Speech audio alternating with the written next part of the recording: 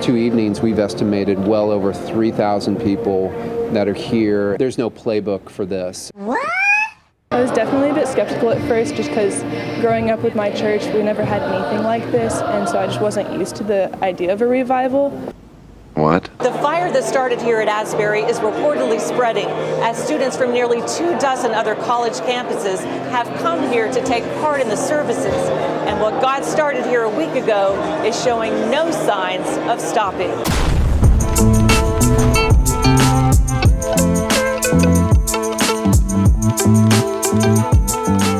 Auburn University in Alabama recently experienced what is being called a spiritual revival on its campus when several hundred students underwent conversions and baptisms in a remarkable display of faith. Now, this catalyst for this extraordinary event was something they held, an event called the Night of Worship. And it was organized by Unite Auburn, the campus ministry outreach. And the event featured a renowned guest speakers, Jenny Allen and Pastor Jonathan Pokluda. I guess that's how he says his name. And it drew a staggering crowd of 5,000 people. Well, staggering, I guess, I'm staggered, I guess. And what started as a routine gathering of the Christian ministry turned into a spontaneous baptism ceremony as students, inspired by the event, expressed their desire to trust Christ and be baptized. And with no baptismal tub available, the students headed to a nearby lake at Auburn's Red Barn, where they were joined by 6 to 10 individuals who led the baptisms. And the evening continued almost until midnight, and it was marked by stories of personal transformation, fervent prayers, and a strong sense of God's presence that was palpable on the campus. So this extraordinary spiritual awakening left both the participants and the witnesses kind of in awe, right? They're stunned by this. And students and adults said that they had never witnessed such a profound and spontaneous display of faith. Social media was abuzz with videos showing a large cheering crowd by the lake as each baptism occurred.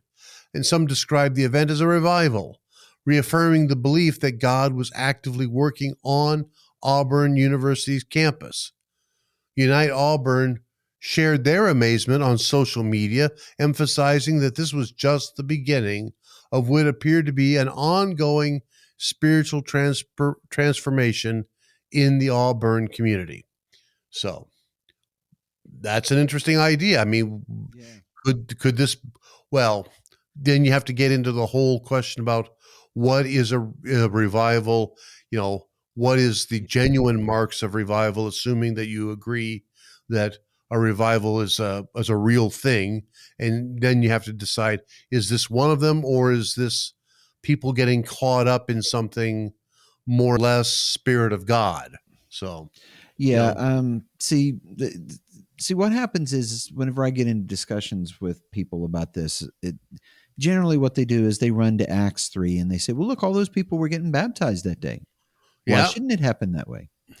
And, well, I mean, the response is, it's pretty simple. It's like, so you're talking about someone who is a Jew speaking to, Jews from all around everywhere who kind of have a cultural background in all the things that he's talking about whenever he talks about the scripture says David and, all of that stuff. They know about all of that.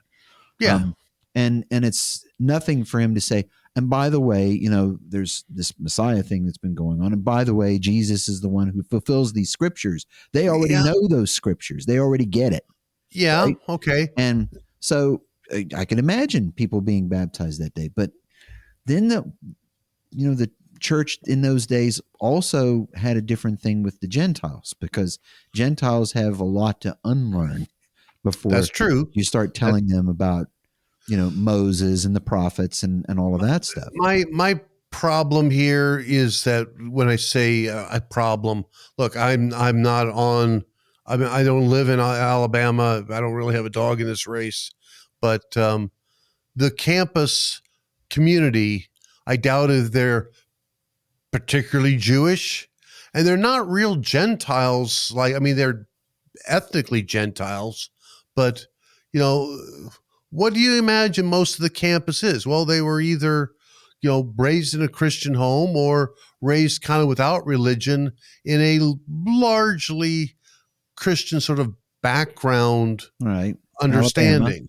Right. So so with that in mind, what does their baptism mean? Is this really the first time that they're hearing about Christ and they're coming to him? Yeah, that's a better Or question. How many of the 5,000 are like atheists or unbelievers or whatever? They've just come along to hear the music or whatever it was that attracted them to it, because they don't really talk much about that. They kind of want to pump up the idea that there's obviously something happening. And you know what? I'm not saying that nothing's happening. Right. But the way of observing what's happening kind of hides its conclusion. There was a revival and a lot of cool things happened. Well, it could be because you kind of want it to be that. So that's the way you talk about it. That's the way you couch the entire thing. You say that this is what's obviously happening. But I don't know that it's obvious that that's what's happening. I'm not there. I'm not on the ground. I can't tell you that these people are experiencing anything genuine as far as like a conversion or anything like that. My question would be: so where are they going to be pastored? Did you have like a list of churches that they could go to like have one-on-one discussions, or is it just going to be that they're going to do this again next week? I mean, sometimes that's what it is. It's almost like it's attending a party. Well, the other thing too I think about is that Unite Auburn, okay? Right. It's a Christian campus ministry, an outreach ministry. Right. I get that. As such, it is, without a firsthand experience with it, I imagine that it has some of the same trappings as other kinds of student-oriented outreach parachurch ministries. I think about InterVarsity, been around for years and years and years, and now there's another one. Cru used to be Campus Crusade for Christ, but that's not their current name they go by. And there's a few others that are Fellowship of Christian Athletes. That's another one, FCA.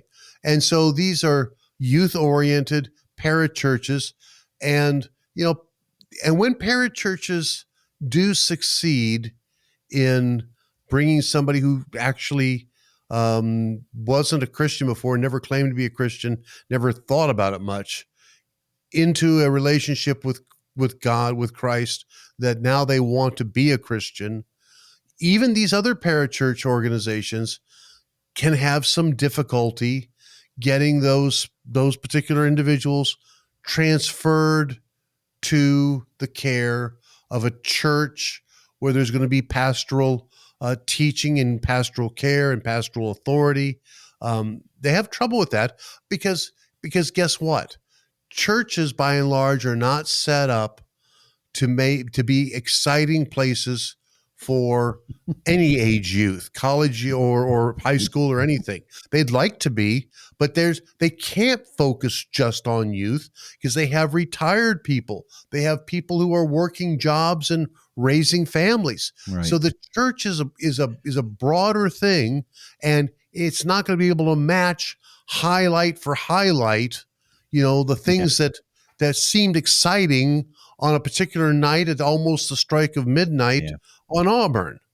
And it's unfair to ask them to be that kind of thing.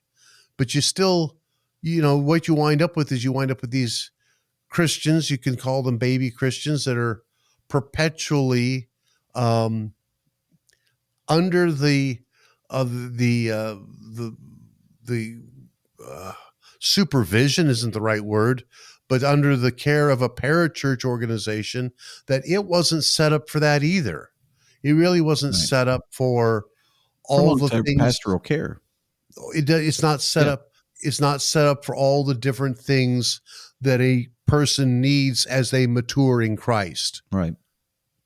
So it's a different kind of situation. Yeah. And but the thing about it is like recently I've been reading about some church history, and it's like specifically, it's going to sound like I'm beating a drum, but I've looked at like other periods of history too. So this is Right. like Reformation time, but it's the stuff that I didn't really get into. Like I knew about the things. So like the Munster Rebellion, who Yeah. Thomas Munzer was, like I didn't actually know that like him and Yeah. Luther were like together.